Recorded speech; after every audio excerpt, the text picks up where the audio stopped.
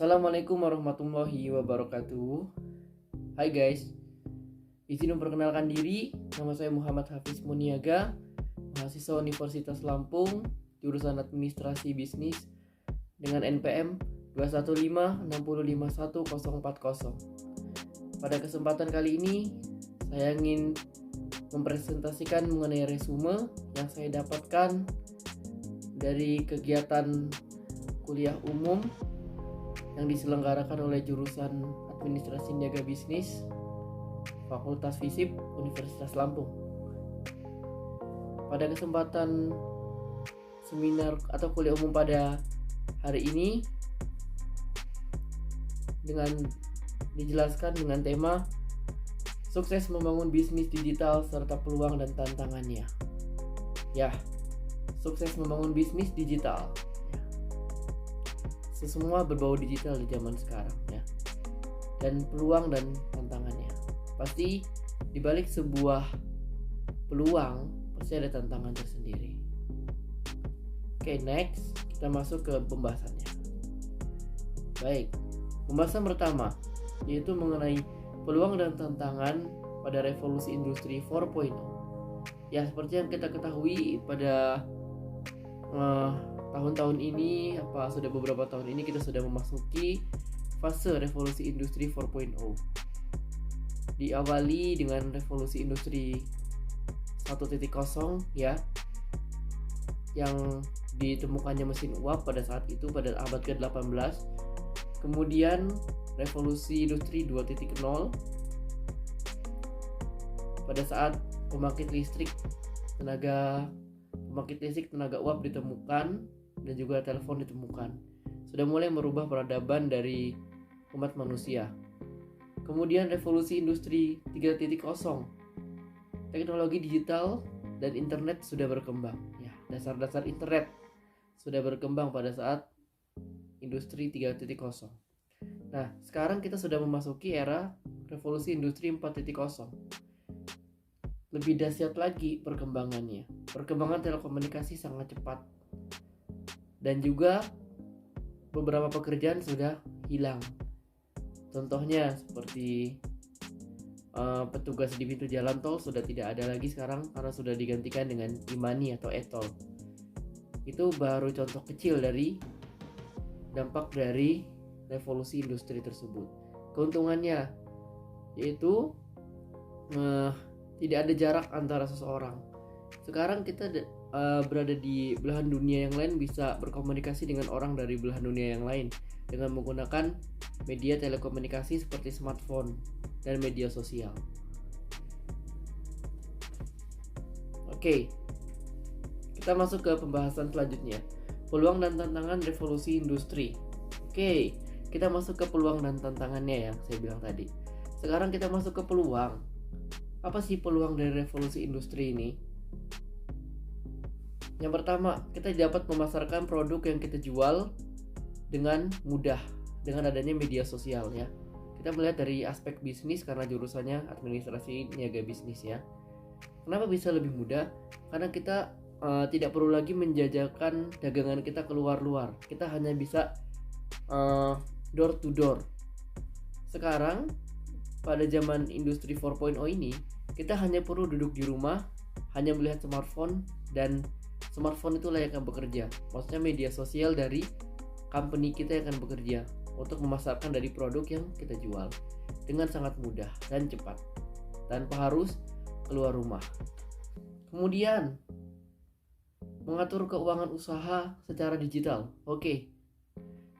Sekarang itu sudah ada aplikasi buku kas, kemudian buku warung yang mempermudah sektor UMKM khususnya dalam pengaturan keuangan. Di sebelum industri 4.0, para pedagang tersebut menggunakan sistem pembukuan yang dengan buku-buku seperti itu yang gampang hilang dan gampang basah. Sekarang semua sudah diganti dengan digital, sudah ada pilihan digitalnya. Seperti yang aplikasi yang saya sebutkan tadi, buku warung, buku kas, dan masih banyak lagi. Oke, kita sudah ke berita baik ya, peluang. Ini sekarang tantangannya. Tantangannya itu sekarang kita cuman satu sih sebenarnya mau saya sebutkan, kurangan literasi digital ya. Khususnya di warga negara Indonesia, minat baca atau literasi itu sangat ibaratnya bukan tinggi tapi masih menengah ke bawah, karena orang Indonesia tergolong orang yang sukanya konsumtif dan mau terima beres tanpa membaca seperti itu. Jadi pada perkembangan era industri yang semakin cepat, kita dituntut untuk meningkatkan literasi kita, karena perkembangan zaman itu berlangsung secara cepat, tidak lambat seperti yang dulu-dulu. Kita lanjut ke pembahasan selanjutnya. Oke, ini adalah salah satu bentuk tantangan ya kita sebagai masyarakat, khususnya kita sebagai manusia, adanya artificial intelligence dalam bisnis. Ya, kita lagi ke aspek bisnis. Artificial intelligence itu apa sih? Artificial intelligence adalah kecerdasan buatan yang dibuat untuk mempermudah pekerjaan manusia. Ya, ini dibuat untuk mempermudah pekerjaan manusia, sekaligus untuk mengambil alih pekerjaan manusia. Dulu kita membuat baju dengan mesin jahit ya. Sekarang kita sudah bisa membuat baju dengan jauh lebih banyak dan juga dengan orang yang lebih sedikit dengan mesin pembuat baju ya. Sekarang sudah ada mesin jahit khusus otomatis. Jadi yang mengendalikan hanya operator. Jadi mesin jahit itu bekerja sendiri. Jadi operator itu hanya mengendalikan komputernya saja untuk melaksanakan program penjahitan baju secara otomatis. Sangat mengerikan bukan? Betapa banyak pekerjaan yang sudah digantikan dengan artificial intelligence ini. Kemudian contoh penerapan artificial intelligence ini, yang pertama pada aplikasi, kita kenal aplikasi Bukalapak ya. Saya memberikan contohnya yang familiar dengan kita. Aplikasi Bukalapak ini menggunakan program rekomendasi produk ya. Jadi dia tuh mengumpulkan database dari kita selaku customer ya, yang suka belanja di Bukalapak. Jadi dia tuh tahu apa yang kita suka, produk apa yang kita sering cari di pencarian. Mereka menggunakan data itu untuk merekomendasikan suatu produk yang sekiranya bisa kita beli, seperti itu. Itu secara sederhananya. Kemudian chatbot. Nah, ini biasanya pembisnis online tuh kayak gini. Chatbot ini, jadi kita tidak perlu membalas chat yang banyak sekali. Kita buat aja skemanya otomatis pilihan dengan chatbot. Jadi kita bisa membalas ribuan chat dengan satu waktu tanpa harus capek, karena kita sudah memprogramnya, men-settingnya dari awal.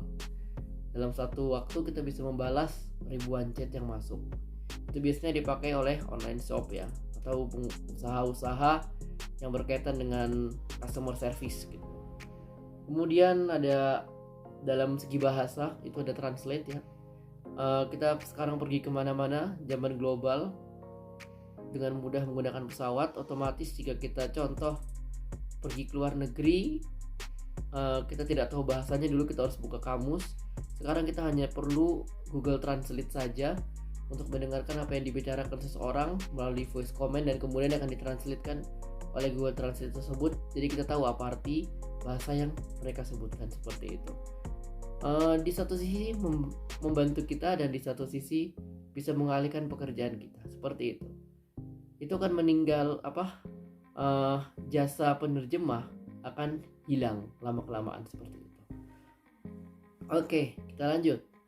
Kemudian ada pembahasan selanjutnya, itu digital finansial ya. Pengaturan keuangan secara digital ya. Mengapa ini sangat penting, teman-teman? Karena di zaman revolusi seperti ini semuanya berlangsung dengan sangat cepat ya. Kita nggak mungkin ke rumah buat pembukuan secara manual menggunakan buku besar ya, akuntansi. Sekarang kita juga bisa melakukan pembukuan tersebut melalui laptop ataupun komputer. Sudah ada beberapa aplikasi yang mendukung, seperti Buku Warung dan Buku Kas ya. Dia bisa menggunakan satu aplikasi untuk membuat laporan keuangan. Bahkan kita bisa pemasukan dan pengeluaran kita bisa pantau terus, monitor dengan baik tanpa adanya risiko uang hilang, karena datanya sudah terjamin gitu loh. Kemudian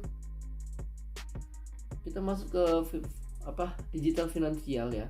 Zaman dulu kita buat ATM atau buat rekening bank itu ke bank. Sedangkan sekarang itu kita cukup pakai HP aja. Ada beberapa bank yang sudah support pakai HP untuk membuat rekening. sangat mudah daripada kita harus ke teller, antri, habis itu berdiskusi, mengisi form dan lain-lain. Itu lebih ribet ya, membuang banyak waktu. Sedangkan kalau kita buat lewat HP, kita bisa mengerjakan pekerjaan yang lain seperti itu. Oke, kita masuk contoh selanjutnya. Dulu kita transfer menggunakan ATM ya, anjungan tunai mandiri. Di tempat-tempat kita biasanya di dekat pasar atau kan ada anjungan tunai mandiri. Sekarang kita tidak perlu lagi ke sana. Kita perlu HP saja dan internet. Tinggal buka internet banking atau yang biasa disebut m-banking. Sudah cukup untuk melakukan transfer, bayar tagihan, bahkan sampai bayar asuransi pun bisa. Beli pulsa pun bisa sekarang lewat m-banking tersebut. Jadi memudahkan kita. Otomatis ya, dampak buruknya adalah cabang bank akan dikurangi karena minim transaksi di outlet bank tersebut ya, kantor cabang. Mungkin hanya disisakan satu cabang untuk kota-kota besar untuk nanti di kemudian hari.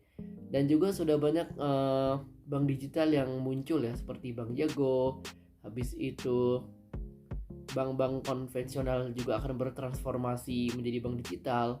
Kemudian gak mau kalah, ada usaha-usaha seperti fintech, payment ya. Ada fintech seperti P2P lending, kemudian ada payment seperti GoPay, OVO, Dana dan sebagainya. Itu sudah meramaikan industri financial digital ya. Kemudian kita lanjut ya. Sangat seru untuk membahas finansial, tapi kita harus lanjut ke materi selanjutnya. Oke, kita masuk ke bisnis digital. Ya, seperti yang kita ketahui, revolusi industri 4.0 mempengaruhi segala aspek kehidupan. Baik itu kehidupan kita bermasyarakat, baik itu kehidupan kita dalam bernegara, kehidupan kita dalam khususnya berbisnis, itu sangat dipengaruhi oleh revolusi industri tersebut. Dulu kita berbisnis itu secara langsung tatap muka. Namun sekarang kita tidak perlu tatap muka, hanya via Zoom saja kita mengadakan meeting. Itu bisa berapa kontrak yang kita tanda tangani. Dulu kita harus satu persatu untuk ke klien meeting, ke tempat, dari satu tempat ke tempat yang lain, itu membuang banyak waktu. Sedangkan pada zaman sekarang kita tinggal klik Google Meet atau Zoom, kita bisa meeting dari kantor kita sendiri dan mungkin bisa 2 meeting dalam waktu yang bersamaan, itu kalau bisa ya, namanya multitasking. Zaman sekarang itu segala perputaran berlangsung dengan cepatnya. Kemudian bisnis digital, ada apa aja sih bisnis digital itu yang populer sekarang? Ada yang namanya dropshipper ya. Dropshipper itu bisnis tanpa modal, yaitu kita menjual barang milik orang lain ya. Nanti kita akan mendapatkan komisi dari barang yang laku tersebut. Kemudian adanya sistem afiliasi atau referral. Yang nonton ada event dari Snack Video, TikTok, aplikasi-aplikasi yang menggunakan referral supaya yang mendownload aplikasi tersebut, yang menggunakan aplikasi tersebut bisa banyak gitu loh. Dengan cara membagikan referral. Mereka bisa mengiming-imingi hadiah berupa uang dan lain-lain ya, untuk memperbanyak referral mereka. Dan juga supaya yang mendownload aplikasi tersebut banyak dan yang menonton aplikasi tersebut banyak ya. Oke, jadi saling menguntungkan. Kemudian ada online shop ya. Siapa yang nggak tahu sekarang ada online shop seperti Marketplace, Shopee, Tokopedia, Bukalapak, itu online shop semua ya. Mereka itu mewadahi toko-toko yang tadinya toko konvensional menjadi online ya. Itu namanya peralihan zaman, revolusi ya. Perubahan secara cepat.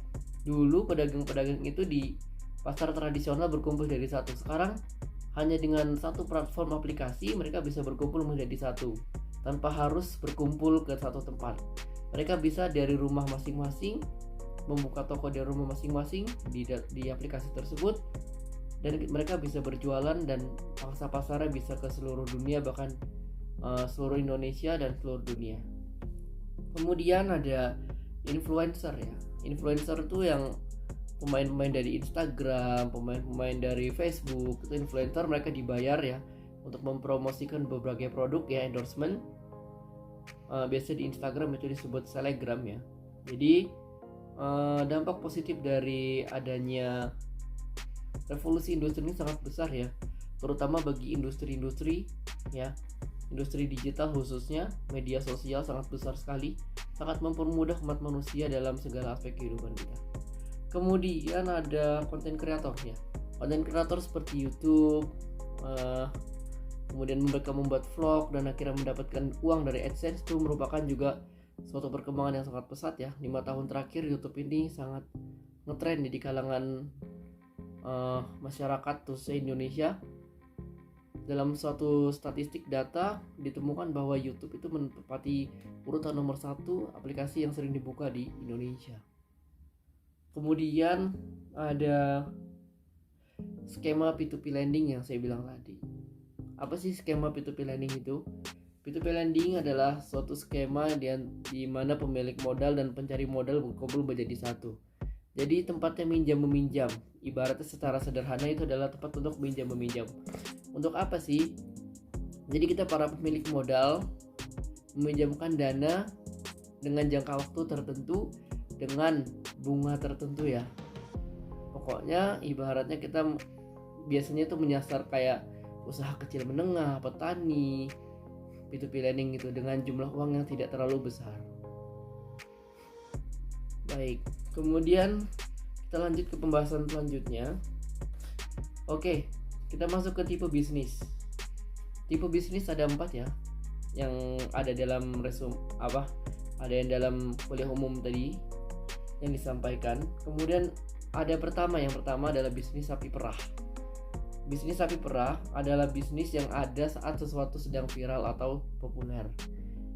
Sifatnya sementara pada saat hal tersebut viral saja. Setelah itu mulai normal kembali keadaannya, sepi outletnya. Seperti contohnya cappuccino cincau, es kepal Milo ya.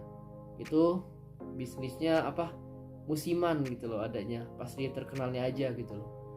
Kemudian ada juga bisnis bintang, naik satu level. Nah, bisnis bintang itu adalah suatu bisnis yang bisa memproduksi produknya sendiri. Jadi dia punya nama, dia punya brand, dan dia punya produk original sendiri. Mereka buat sendiri produk itu, bukan dari produk orang lain kemudian dijual. Mereka punya produk sendiri dan memproduksinya sendiri pula. Kemudian ada yang ketiga adalah bisnis anjing. Nah, bisnis anjing itu apabila suatu bisnis lebih banyak rugi daripada untungnya, alias membunuh kita. Kemudian bisnis tanda tanya. Nah, ini yang kita jadi repot. Untuk merencanakan bisnis apa yang mau kita buat, ini tanda tanya. Tinggal kita memikirkan sendiri apa bisnis yang harus kita buat, seperti itu. Oke, next. 7 formula bisnis. Ini hal yang terakhir yang saya pelajari ya, 7 formula bisnis ini. Yang pertama, formula itu resep ya, cara untuk menjadi seorang pembisnis. Ini ada 7. Yang pertama itu bukan produknya dulu, kamu buat dulu sasarannya. Bidik pasar potensial. Sasaran potensialmu, segmentasi pasarmu di mana? Kalau kamu buat mainan, segmentasi pasarnya, pasar potensialnya ya anak-anak seperti itu, bukan orang dewasa. Kemudian ada produk yang ngangenin. Jadi kalian harus membuat suatu produk yang diingat oleh orang. Misalkan kayak kalau mainan itu seperti Hot Wheels segala macam, itu sudah terkenang di hati masyarakat seperti itu. Anak-anak siapa yang nggak tahu Hot Wheels? Mainan besi, tahan banting, mobil-mobilan, truk dengan besi seperti miniatur yang bisa dibawa kemana-mana. Biasanya dipamerkan anak-anak pada zamannya. Itu sangat berkesan loh. Jadi kita harus menciptakan suatu produk yang berkesan di hati konsumen seperti itu, biar produk kita tuh awet dimakan, awet dan ibaratnya tidak termakan oleh zaman seperti itu. Kemudian kemasan yang unik ya. Sekarang orang-orang itu sudah paham tentang branding ya. Jadi kita untuk masalah kemasan ini cukup sulit seperti itu. Tapi usahakan kemasan itu bukan hanya unik saja, melainkan juga aman dan juga ibaratnya steril ya. Kalau melindungi produk itu dari kerusakan, Kalau kita membuat produk-produk yang ibaratnya mudah pecah, ya kita kemasannya dengan bubble wrap biar ibaratnya mengurangi guncangan supaya produk itu tidak pecah, seperti itu. Kemudian baru nama merek ya, nama brand, merek yang ngetop. Cari brand yang familiar ya, brand baru kita sendiri tapi dengan familiar ya. Biasanya kalau mau familiar itu nggak jauh-jauh dari yang sedang populer seperti itu, tapi diplesetin aja di diartikan dengan makna lain, kata lain seperti itu, tapi maksudnya sama. Oke, kemudian saluran distribusi dan produksi. Saluran distribusi dan produksi, kita harus memperhatikan ini. Kita produksi di mana, kemudian didistribusikannya ke siapa. Harus ada tempat produksi yang memang mencukupi untuk memproduksi produk yang kita butuhkan. Jangan lebih besar permintaan daripada yang kita produksi, jangan. Itu nanti akan berdampak buruk pada kemudian hari. Kemudian jangan juga sedikit yang dipesan tapi produksinya besar. Itu harus diseimbangkan karena dapat mengganggu stabilitas operasional perusahaan nantinya, seperti itu. Kemudian penyebar virus atau influencer. Oke. Dengan cara ini kita adalah tambahan promosi ya melalui Instagram, biasanya Instagram Ads atau endorsement influencer. Kita membayar orang yang sudah populer untuk mempromosikan produk kita, seperti itu. Kemudian ada lompatan ya. Jadi kita harus lompatan atau konvensi. Kita harus melompat untuk mengikuti perkembangan zaman. Jangan stuck di zaman itu saja yang terkenal. Contoh yang sudah terlewat oleh zaman adalah BlackBerry ya. Siapa yang nggak tahu BlackBerry? Pasti pada tahu BlackBerry, bukan? Kenapa BlackBerry bisa tamat, bisa hilang di bumi ini, di dunia ini? Kenapa? Karena dia tidak mau melompat atau beradaptasi dengan perkembangan zaman. Jadi mereka tersingkirkan. Jadi sebagai seorang pengusaha, kita harus berani untuk mengkonvensi diri kita, melompatkan diri kita ke sesuatu yang baru, seperti itu. Kalau memang suatu bisnis itu sudah tidak menguntungkan lagi buat kita, kita lepas dan berganti ke bisnis yang baru. Tapi dengan syarat melakukan analisis seperti 7 formula yang dijelaskan di atas. Mungkin itu saja yang dapat saya sampaikan. Apabila ada salah kata, saya mohon maaf sebesar-besarnya. Kepada Allah Subhanahu wa taala saya mohon ampun. Saya akhiri, wassalamualaikum warahmatullahi wabarakatuh. Salam mahasiswa.